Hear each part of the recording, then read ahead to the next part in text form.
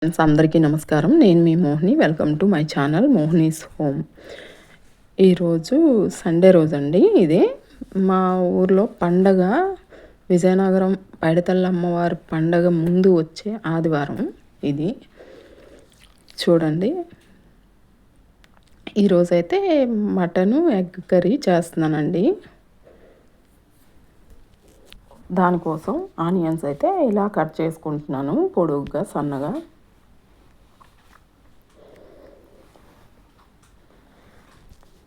ఇంకా మంగళవారం రోజు ఇక్కడ పండగ అండి, పైడితల్లి అమ్మవారు పండగ విజయనగరం.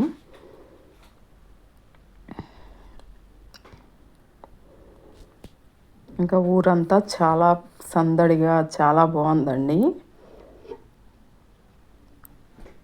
కొద్దిగా అలా క్లిప్పింగ్స్ అయితే తీశాను, చూపిస్తాను బయటికి వెళ్ళి. కొన్ని మాత్రమే తీశాను. ఎక్కువగా బయటికి అయితే వెళ్ళడం అవ్వలేదండి.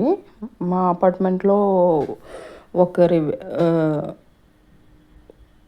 పెళ్ళి ఉంటే ఆ పండగలోనే ఆ పెళ్ళికి కూడా వెళ్ళాము.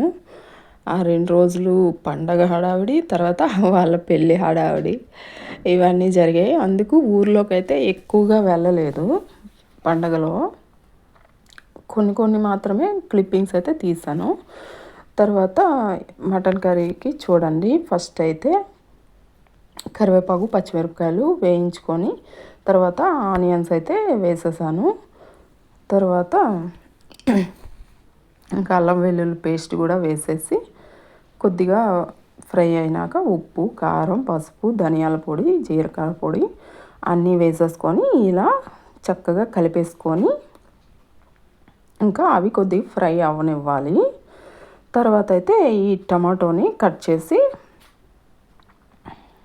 పొడుగ్గా కట్ చేసి వేసేసుకోవడమే. మనకి టమాటో వేస్తేనే కదా జ్యూసు వస్తుంది మనకి. చూడండి, ఇలా టమాటోని అయితే వేసేస్తున్నాను కట్ చేసి.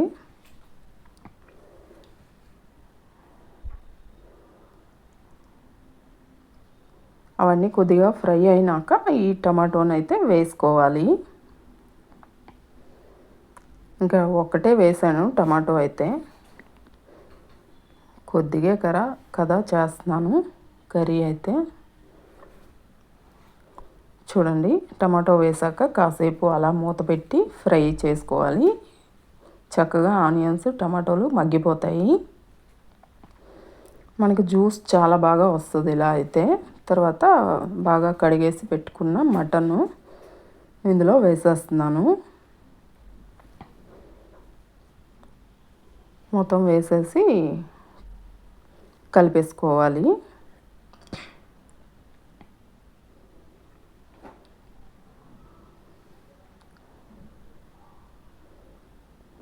చూడండి,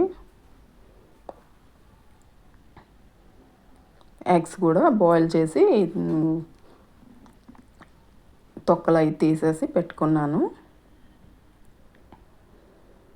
మటన్లోంచి చూడండి వాటర్ అయితే ఎలా వచ్చిందో. ఇప్పుడైతే ఎగ్స్ కూడా వేసేసాను. బాగా కలిపేసుకొని ఇప్పుడైతే వాటర్ అయితే వేసుకుంటున్నానండి. మనకి ఎంతైతే జ్యూస్ కావాలో అంతైతే వాటర్ వేసేసుకోవాలి. కుక్కర్లో చేస్తున్నానండి. మటన్ ఉడకాలి కదా, గట్టిగా ఉంటుంది. ఇంకా కుక్కర్ మూత అయితే పెట్టేసి విజిల్ అయితే ఒక 5-6 విజిల్ అయితే పెట్టాను. చక్కగా కుక్ అయిపోయింది. తర్వాత కొద్దిగా చల్లారినాక విజిల్ తీసేసి అప్పుడు చూడండి కర్రీ అయితే రెడీ అయిపోయింది. చాలా టేస్టీగా ఉందండి. ఇంకా ఊర్లోకి అయితే వచ్చాము. చూడండి, మా విజయనగరం ఎంత అందంగా ఉందో పండగ హడావిడితో. కళ్ళు పట్టవు కదా అలా చూస్తే. ఇదైతే డోక్రా బజార్ అండి. చాలా పెట్టారు అన్నీ. ఇంకా అవన్నీ చూసుకొని ఎగ్జిబిషను అవన్నీ వెళ్ళామండి. చూసుకొని ఇంటికైతే వెళ్ళిపోతున్నాము. ఇంకా ఇదైతే ఇంకో సండేకండి, పండగ అయిపోయిన తర్వాత సండే ఇది. మేమైతే విజయనగరంలో తాటిపూడి దగ్గర ఒక స్వామీజీ ఉన్నారండి. తాటిపూడికి దగ్గరలో ఆయనైతే 30 years నుంచి ధ్యానంలో ఉన్నారంట. ఇంకా 17 years నుంచి మాటలు కూడా ఆడట్లేదు. ఇంకా ఒక మందిరంలో అలా ధ్యానం చేసుకుంటూ ఉండిపోయారంట. ఇంకా ఆ స్వామీజీని ఆ మందిరానికి వెళ్దామనేసి వెళ్తున్నామండి. చూడండి, తాటిపూడి సైడే, తాటిపూడికి దగ్గరలోనే ఆ మందిరం అయితే ఉంది.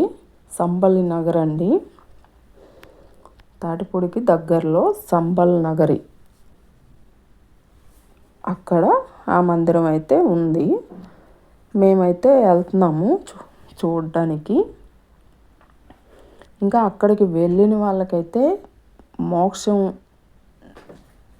కలుగుతుందంట. ఇంకా చాలా మంచిది కదండి. ఇంకా అందుకనేసి మేము వెళ్తున్నాము. ఇంకా అలాగా కొద్దిగా అయితే వీడియో అయితే తీశాను, అందరికీ తెలుస్తుంది కదా అనేసి పెడుతున్నాను. ఎవరైనా వెళ్ళాలనుకుంటే ఇలా తెలుస్తుంది కదా. చాలా బాగుందండి మందిరం అయితే, చాలా ప్రశాంతంగా ఉంది. ఇంకా చూపిస్తాను చూడండి, చిన్న చిన్న క్లిప్పింగ్స్ అయితే తీసాను అక్కడ కూడాను. స్వామీజీ అయితే మనకి కనిపించరండి, మందిరంలో ధ్యానంలో ఉన్నారంట. ఇంకా అక్కడ గాయత్రీదేవి విగ్రహం అయితే చాలా పెద్దది ఉంది మందిరంలో.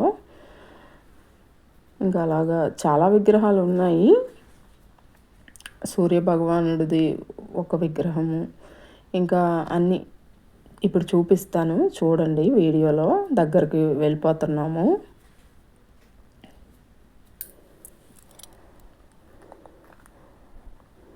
తాటిపూడి దాటి కొంచెం వెళ్ళాలండి, సంబల్ నగరి అక్కడ ఉంది ఈ మందిరం. ఎవరైనా చూడడానికి వెళ్ళాలనుకుంటే వెళ్ళొచ్చండి. ఇంకా సండే పూట అయితే చాలా ప్రోగ్రామ్స్ కూడా అవుతాయంట. ఇంకా సూర్య భగవానుడికి మనం అక్కడ ఏదైనా మొక్కుకొని మన కష్టాలు చెప్పుకొని, ఇంకా అవి తీరినాక మనం శనగపప్పు బూరెలు అయితే పట్టుకొని వెళ్ళి అక్కడ ఆదివారం పూట ఆ స్వామికి నైవేద్యంగా సమర్పించాలి. అంటే స్వామివారికి ఎదురుగా నిలబడి బూరెలు అయితే విసరాలంట. ఆ విగ్రహం వెనకాల ఆడవాళ్ళు ఆ బూరెలు పడతారంట. అలా విసిరితే చాలా మంచిదంట. మన కోరిక తీరాక, కష్టాలు తీరాక అది అలా చేయాలంట. అక్కడ చెప్పారు అలాగా. ఇంకా బోల్డ్ అన్ని విగ్రహాలు కూడా ఉన్నాయండి. చూడండి, ఇదైతే శివలింగం అండి, చాలా పెద్దది. చూడండి, పశుపతినాథ్ శివలింగం అంట. చాలా బాగుందండి, ప్రశాంతంగా ఉంది. ఇంకా గోశాల కూడా చాలా బాగుంది. ఇక్కడికి వెళ్ళేటప్పుడు ఫస్ట్ అయితే గోవుని పట్టుకొని దండం పెట్టుకొని మాత్రమే లోనికి వెళ్ళాలంట.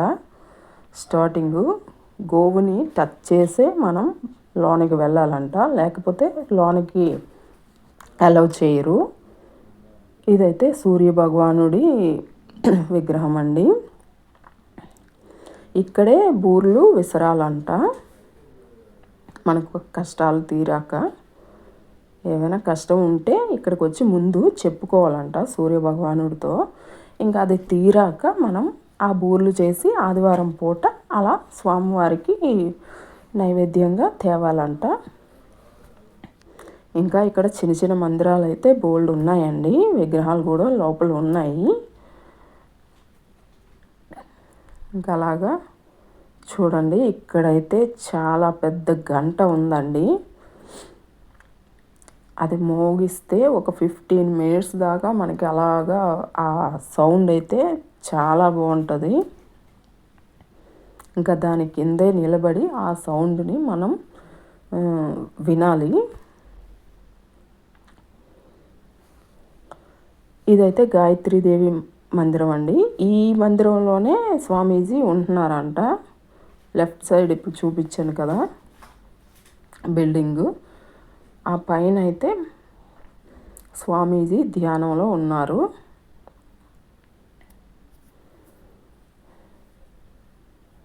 ఇది గాయత్రీదేవి మందిరం అండి. ఇందులో అయితే పెద్ద విగ్రహం ఉందండి గాయత్రీదేవిది. చక్కగా కూర్చొని ధ్యానం చేసుకొని దండం పెట్టుకోవచ్చు. ఇంకా గాయత్రీదేవి ఆలయం చుట్టూ 9 సార్లు అయితే ప్రదర్శనలు చేసి రావాలంట. ఇక్కడ ఆచారం అంట.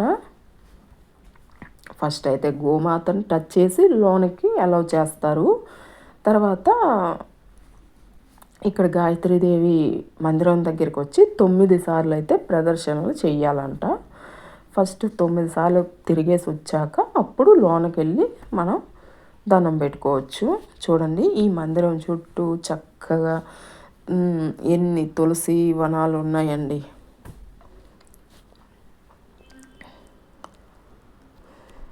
చుట్టుపక్కల తులసి మొక్కలే ఉన్నాయండి చక్కగా. ఇంకా పూల మొక్కలు కూడా ఉన్నాయి. చాలా అందంగా ప్రశాంతంగా ఉంది మనసుకైతే.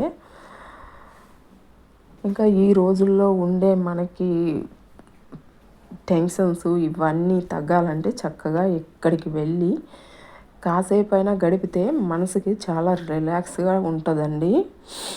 ఎవరైనా వెళ్ళాలనుకుంటే వెళ్ళొచ్చు. ఇంకా వీడియో నచ్చితే లైక్ చేయండి, షేర్ చేయండి, సబ్స్క్రైబ్ చేసుకోండి నా ఛానల్ను. బాయ్ అండి.